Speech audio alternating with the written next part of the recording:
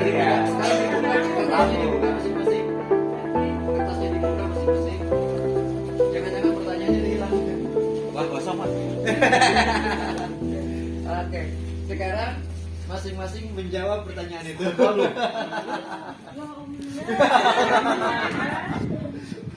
Siapa? Apa pertanyaannya? Contoh untuk modul project.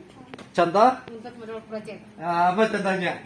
Contoh ada kearifan lokal ya. Ya, Project. apa? Pokoknya bisa jawab apa terserah, bukan masalah benar atau salah. Udah ya? Kearifan Oke. lokal. Udah. Apa pertanyaannya, Bu?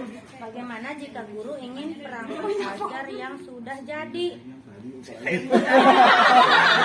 Menurut Ibu gimana sebagai kepala sekolah? Diapain tuh guru? Sebagai kepala sekolah sih biasanya kita adakan pembinaan dulu bahwa perangkat ajar yang sudah jadi itu belum tentu sesuai dengan apa yang kita butuhkan untuk menggunakan. Oke. Nih kita acak sini. Bu, apa pertanyaannya? Bagaimana cara membuat modul ajar yang sesuai? Nah, gimana menurut Ibu? Membuat modul ajar itu awalnya kita melihat dari CP terus turun ke TP, habis TP ke ATP, baru kita buat modul ajar. Nah, jadi dipindahkan ke Siap. Nih. Oke, apa pertanyaannya? Contoh soal untuk kurikulum atau KOSP, apakah hanya numerasi dan literasi atau seperti apa untuk asesmennya? Apa? Nah, ini untuk pertanyaan numerasi dan literasi udah pasti Pak ya. Tapi untuk kurikulum, untuk asesmennya ini, contohnya di penilaian capaian pembelajaran itu ada sikap, kemudian jadi kita nggak bisa hanya menilai dari numerasi dan literasi, dari sikap anak pun bisa menjadi asesmen kita. Gitu. Oke. Pembelajaran. Oke, Bu, apa pertanyaannya? saya lagi bertanya ini. Pura-pura kebaca. Emang saya lagi bertanya bagaimana sikap kita dengan adanya siswa yang cukup kritis atau melampaui dengan apa tuh Pak? Melampaui dengan kemampuannya ya. Enggak tahu. Dengan kontekstual sekolahnya sebagai Sesuai fase. Ini siapa yang bertanya ini? Baiknya peserta sesuai fase. Bapaknya kader. Ini siapa ini? Ya kan, melampaui dengan kontekstual, seharusnya peserta didik sesuai fase. Oh gitu. Ya. Bagaimana menyikapi siswa yang melebihi fase? Gitu. Ya. Nah, intinya kayak gitu. Mungkin diberikan pengayaan ya Pak ya. Disesuaikan diberikan pengayaan dengan mencari di Google misalkan atau buku-buku yang lebih sesuai dengan kemampuan dia. Oke. Pertanyaannya? Pertanyaannya yang pertama, bagaimana cara membuat modul ajar yang sesuai?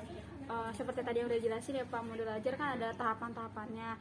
Jadi pertama itu kita harus nentuin dulu CP-nya apa yang mau akan kita gunakan. Terus kedua kita menentukan juga tujuan pembelajarannya mau seperti apa. Selanjutnya kita urain lagi, kita membuat ATP alur tujuannya mau seperti apa.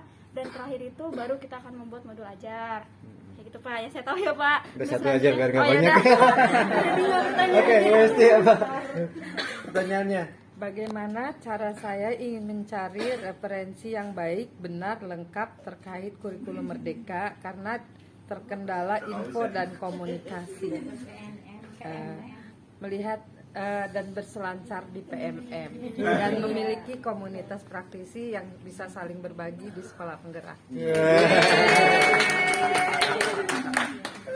Oke.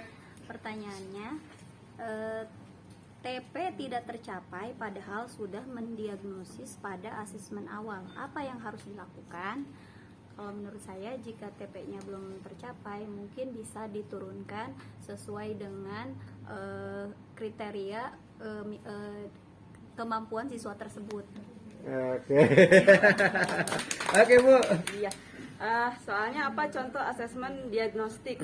Contohnya yaitu menyusun instrumen untuk mengukur kompetensi peserta didik. Oke, itu ya. Aja apa ya? Apa, Pak? Singkat Pak, haruskah P5 berawal dari adanya masalah? Harus Pak menurut saya. Oke. Pas ya, jawabannya udah harus. Karena memang akar masalahnya harus kalau P5 itu berawal dari masalah Pak. Ibu udah belum? Udah tadi. Oke. Pertama, bagaimana cara paling mudah untuk memahami CP? Dengan melihat setiap fase yang akan dicapai. Di CP itu ya? Iya. Oke, kasih. Ibu udah tadi. Pak Maman belum ya? Belum. Bagaimana caranya membuat modul ajar yang baik dan benar? Untuk membuat modul ajar yang baik dan benar tentu harus dipahami dulu dari mulai CP, kemudian TP, kemudian ATP. Kalau itu semua sudah dipahami, baru kita bisa membuat modul ajar yang benar.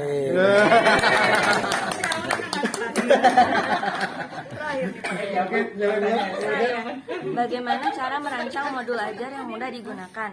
Saya garis bawahinya modul ajarnya mudah digunakan gitu ya Pak, karena kalau merancang kan udah pasti itu sistematis.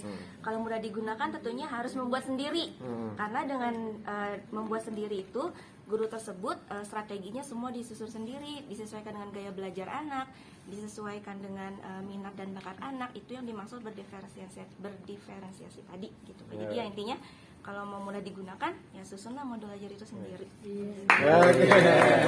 Dan pertanyaannya mudah digunakan kan? Iya, Mudah digunakan. Nggak boleh susun ditemenin. sendiri, tapi berjuang untuk menyusun. Nih, Pak Satrio. Bagaimana cara menyusun Oh, iya. ATP? Untuk menyusun ATP kita harus mengetahui tujuan pembelajarannya dulu. Jadi turunan dari TP baru ke ATP. Begitu cukup. Oke. Ibu udah? Ayo belum, Mas Satria belum ya?